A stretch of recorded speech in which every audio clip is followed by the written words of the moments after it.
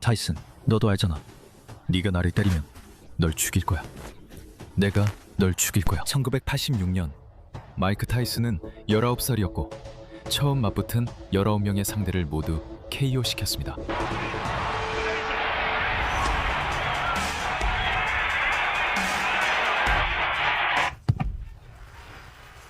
모두 첫 세 라운드 안에 끝냈습니다.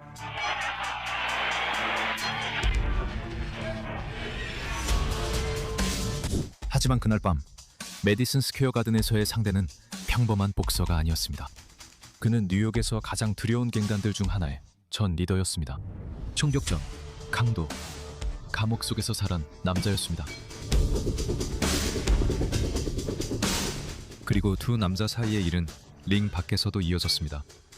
미치 그린은 뉴욕에서 가장 거친 거리에서 자랐습니다. 그는 17살에 이미 아버지가 총격전으로 죽는 것을 목격했습니다. 그리고 그는 총알 2발을 맞은 적도 있습니다. 거리에서 그는 가장 잔인한 방식으로 단련되었습니다.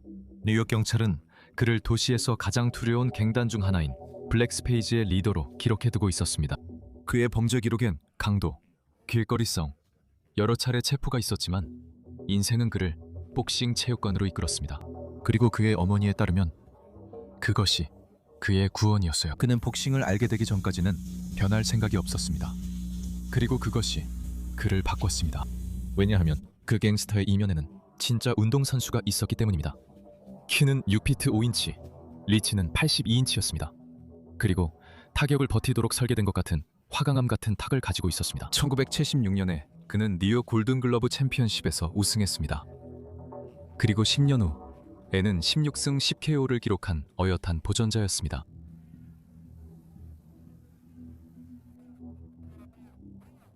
하지만 그를 진짜 위험하게 만든 건 전적이 아니었습니다. 그의 입이었습니다. 그리고 그의 완전한 두려움 없음이었습니다. 경기가 확정되자 그린은 바로 움직였습니다. 그린은 비디오 카메라를 들고 거리로 나가 직접 트래시 토크 영상을 촬영했고 HBO 같은 TV 채널에서 그 영상을 방송했습니다. 1986년에는 소셜미디어가 없었지만 그린은 전 세계에 자신의 존재를 알릴 방법을 찾아냈습니다. 타이슨이 나와 싸우겠다고 말하더군요. 나도 싸우고 싶습니다. 미셸 타이슨, 그는 동성애자입니다. 그의 아내도 동성애자고 나는 그를 KO 시킬 겁니다. 동성애자 타이슨을 상대하고 싶습니다. 미셸 타이슨을 상대하고 싶어요. 모두가 타이슨이 동성애자라는 걸 알아야 합니다. 미셸 타이슨이 동성애자라는 걸 아무도 의심하지 마세요. 자. 그리고 그의 말은 전혀 걸러지지 않았습니다. 타이슨을 알고돈이라고 불렀어요. 그는 타이슨을 과대평가됐다고 하며 자신만이 KO 당하지 않은 유일한 헤비급 선수라고 했어요. 하지만 그를 가장 아프게 한 건 돈이었어요. 타이슨은 그날 밤 30만 달러를 받았어요. 그린은 3만 달러를 받았죠. 그리고 그는 모두가 그 사실을 알도록 했어요. 왜 내가 너한테 돈을 줘야 하지? 내가 돈을 받기 전엔 너한테 주지 않을 거야. 기자회견장은 전쟁터가 되었습니다. 그린은 첫 벨이 울리기 전 타이슨의 정신을 흔들려고 계속 욕설을 퍼부었습니다. 나는 마이크 타이슨으로 엉덩이를 닦는다. 새로운 경기가 다가오고 있어. 네가 나를 두려워하는 걸 알아. 이게 바로 복싱이야. 타이슨은 말없이 대답했다. 그는 자신의 시선이 대신 말하겠다. 그리고 그 시선은 아주 분명한 무언가를 말하고 있었다. 그는 빨리 쓰러뜨리기보다 오래 고통받게 하고 싶었다. 1986년 5월 20일 메디슨 스퀘어 가든, 뉴욕. 마이크 타이슨 경력의 첫 번째 큰 무대였다. 그리고 그는 가운이나 양말 없이 나타났다. 늘 그랬다. 마치 검투사처럼. 그린은 아무것도 두려워하지 않는 사람처럼 당당하게 링에 들어섰다. 하지만 그를 잘 아는 사람들은 그날 밤 그의 눈빛이 평소와 달라 자신감이 덜해 보였다고 느꼈다. 벨이 울리자 타이슨은 기관차처럼 링 중앙으로 돌진했다.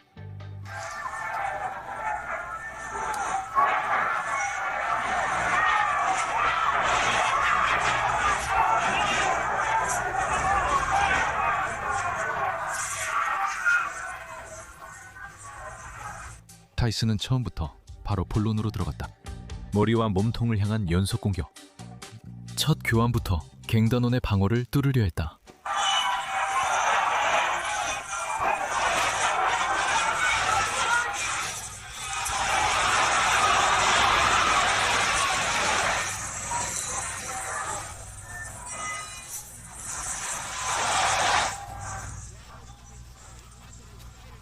그린은 자신의 키와 리치를 이용해 긴 잽으로 거리를 유지하려 했지만 타이슨은 그 아래로 파고들어 순식간에 거리를 좁혔다.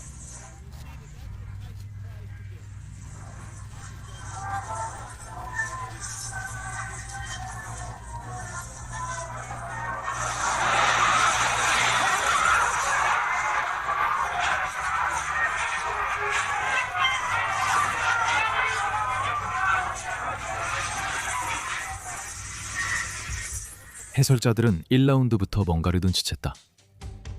그린은 뒷발에서 펀치를 뻗으며 체중을 실지 않았고 주먹도 제대로 주지 않았다. 그의 펀치는 타이슨에게 닿았지만 타이슨을 물러서게 하지 못했고 타이슨은 이를 모두 보고 있었다.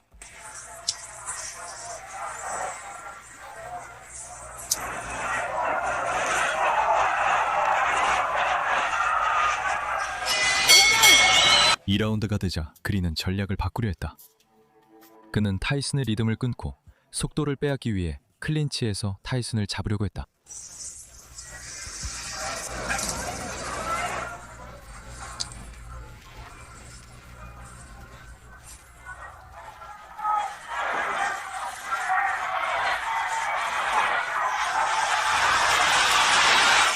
하지만 타이슨을 잡는 건 생각만큼 쉽지 않았다.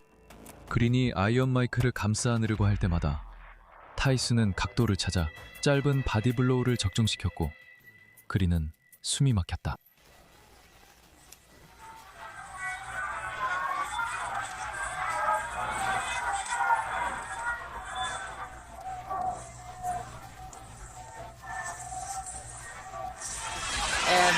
그리고 3라운드가 시작되었고 그때 그 밤에 가장 기억에 남는 순간 중 하나가 일어났다.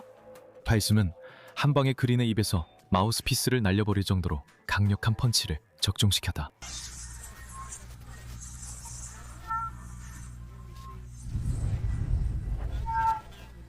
메디슨 스퀘어 가든의 관중들이 함성을 질렀다. 그린은 계속 서 있었다. 계속 싸웠다. 하지만 메시지는 아주 분명했다. 4라운드가 되었을 때 그린은 인정하고 싶지 않은 사실을 깨달았다. 그날 밤 마이크 타이슨을 KO시키는 방법은 없었다.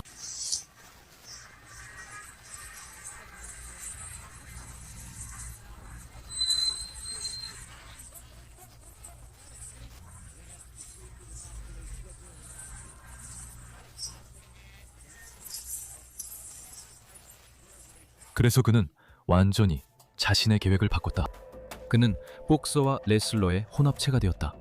타이슨이 들어올 때마다 계속해서 클린치하고 끌어안으면서 살아남기 위해서라면 뭐든지 하며 아이언 마이크의 리듬을 빼앗았다.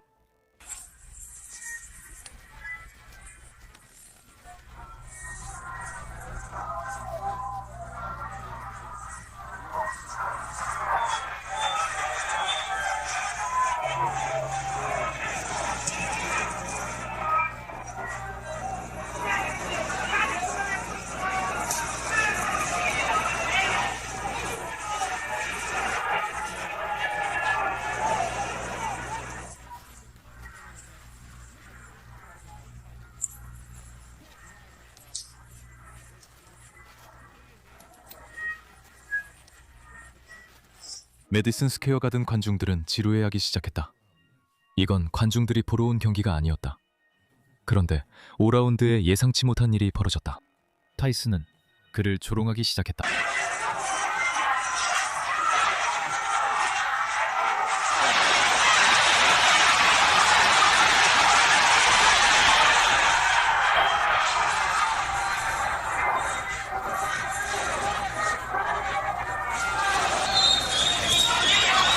그린은 링에서 더 많은 트래시 토크로 맞섰고 주먹을 맞으면서도 면전에 대고 소리쳤다.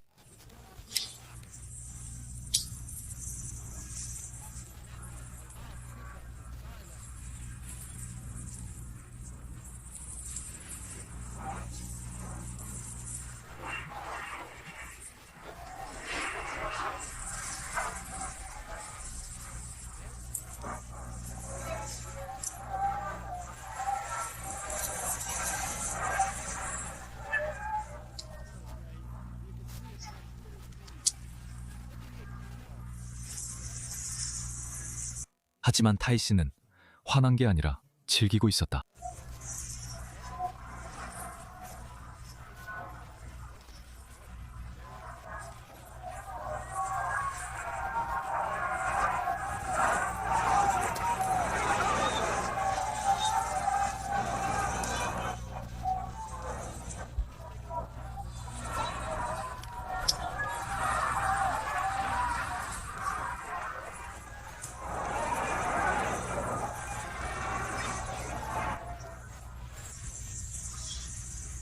미치 그린이 매맞을 만했다면 좋아요와 구독 부탁드립니다. 계속하겠습니다. 8라운드에 접어들자 그린은 여전히 서 있었지만 경기 전의 모습은 온데간데 없었다.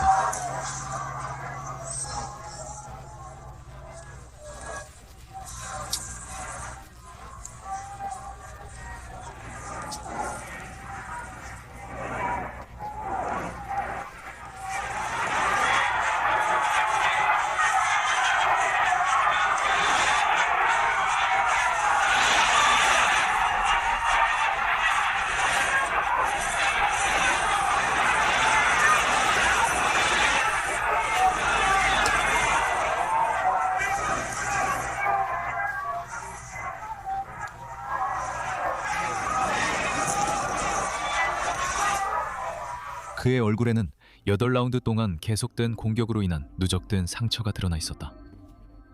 타이슨의 바디블로우에 숨이 턱까지 차올라서 그는 계속 입으로 숨을 쉬고 있었다.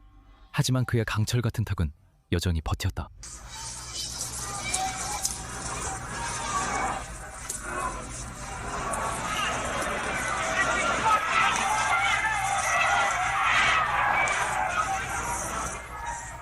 타이슨은 계속 압박을 가하며 결코 오지 않은 결정적인 KO를 노렸다. 타이슨이 그를 쓰러뜨릴 수 없어서가 아니라 그린이 살아남기 위해 꼭 필요한 행동만 했기 때문이다. 적절한 순간마다 클린치를 걸었다. 타이슨이 달려들 때마다 깨어났고 모든 펀치를 견디는 강한 턱을 지녔다.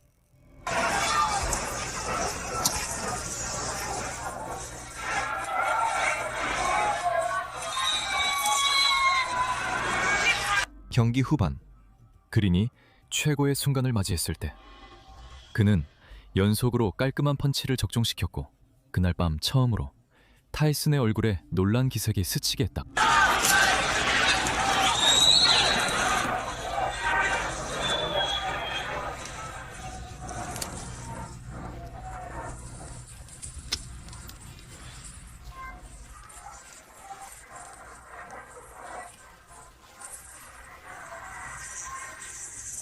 관중들이 반응했고 타이슨은 미소를 지었다.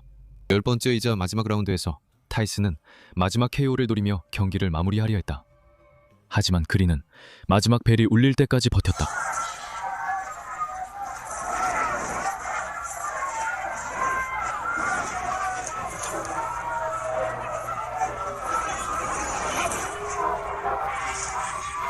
만장일치 판정. 타이슨은 세 심판 모두에게 10라운드 중 9라운드를 이겼다. 하지만 그날 밤 메디슨 스퀘어 가든에 있던 누구도 미치 블러드 그린이 타이슨의 이전 상대들처럼 완전히 박살났다고 생각하지 않았다. 그린은 아이언 마이크와 10라운드 전체를 소화한 두 번째 프로복서가 되었다.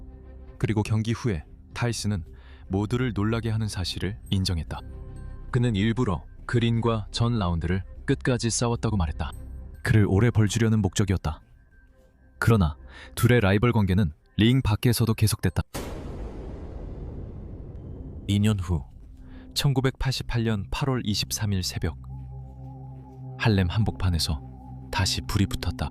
마이크 타이슨은 친구가 맞춤 제작해준 고급 가죽 자켓을 받으러 대포된 부티크까지 갔다. 타이슨은 그린이 그 근처에 있다는 사실을 몰랐다. 그리고 그린은 여전히 예전과 같은 원한을 품고 있었다. 싸움, 돈, 공개적인 구류. 그린은 혼자서 엔젤 더스트에 취한 채 가게에 들어와 타이슨에게 즉석에서 재경기를 하거나 가진 돈을 모두 내놓으라고 요구했다. 타이슨이 그를 밖으로 끌고 나간 뒤 모든 일은 20초도 안 돼 끝났다. 타이슨은 맨주먹으로 그린을 때려 그의 안어를 부러뜨리고 코를 박살내며 그를 할렘 거리 바닥에 쓰러뜨렸다. 그가 나를 주먹으로 때린 건 친구들이랑 같이 있었기 때문이야. 알잖아. 그리고 그가 나를 때렸을 때 나는 내가 원하는 걸 이룰 기회가 있을 거라고 생각했어. 왜냐하면 모두가 나한테 핑 해줘 라고 말했거든. 알지? 나를 안아서 내가 도망칠 수 있게 해주려고 했어. 그는 도망쳤어. 그리고 그는 마치 나를 향해 달려오는 것 같았어. 나는 그에게 다가가려고 했지. 알지? 그리고 내가 말했듯이 나는 내 손으로 직접 해결했어. 알지? 그 순간 나는 정말 화가 났고 당장이라도 나갈 준비가 되어 있었어. 그 과정에서 타이슨은 손이 부러져 몇 주간 깁스를 해야 했다. 나는 긴장했어. 나는 그런 적이 없어. 나는 7년 동안 길거리 싸움을 한 적이 없어. 그리고 나는 무서웠고 그가 너무 가까이 다가오니까 점점 더 불안해졌어. 그러니까 나는 나 자신을 지켰어. 그는 미치가 문제를 일으키려고 했다고 말했어. 미치는 계속 소리를 지르고 레이븐과 마이크가 일어섰어. 왜냐하면 접촉이 있었고 마이크가 야 나한테 너무 가까이 오지 마 라고 말했거든. 다시 말해서 뒤로 물러서고 너무 가까이 오지 말라는 거지. 그러자 미치는 셔츠를 잡아당기고 아마도 주머니를 뒤지려고 했던 것 같아. 왜냐하면 지갑이 떨어졌거든. 미치 그린이 먼저 주먹을 날렸어. 그러니까 마이크 타이슨은 마이크 타이슨이야. 그는 그런 걸 누구에게도 참지 않아. 마이크가 자신을 방어한 후에 미치도 그렇게 했지. 별로 보기 좋은 장면은 아니야. 나는 마이크가 미치를 때리고 미치가 바닥에 있을 때 찍은 사진들이 있어. 미치가 마이크를 붙잡고 있어서 마이크가 그를 붙잡고 때리는 사진도 있어. 또 마이크가 오른손 펀치로 그를 때린 뒤의 사진은 있지만 실제로 때리는 순간은 못 봤어. 좋은 각도는 못 잡았고 미치는 뒷다리가 공중에 있었어. 네가 본 건 그의 다리뿐이었고 그는 바닥에 누워 있었어. 다음 날 아침 그린의 망가진 얼굴 사진이 도시의 모든 신문에 실렸어. 그린은 타이슨을 상대로 2천만 달러의 소송을 제기했지. 판사는 그에게 4만 5천 달러를 인정했다. 거의 메디슨 스퀘어 가든에서 열린 경기에서 받은 금액과 정확히 같았지. 미치 그린은 뉴욕 거리에서 살아남았고 총격전에서도 살아남았으며 감옥에서도 살아남았고 그 시대 거의 모든 다른 상대들보다 링 위에서 마이크 타이슨과 더 오래 버텼어. 하지만 타이슨이 만들어가던 전설만큼은 이겨낼 수 없었지. 오늘날 두 사람은 그 이야기를 웃으며 나눠. 징후는 역사가 되었고 그 역사는 복싱이 만들어낸 가장 거친 이야기 중 하나야.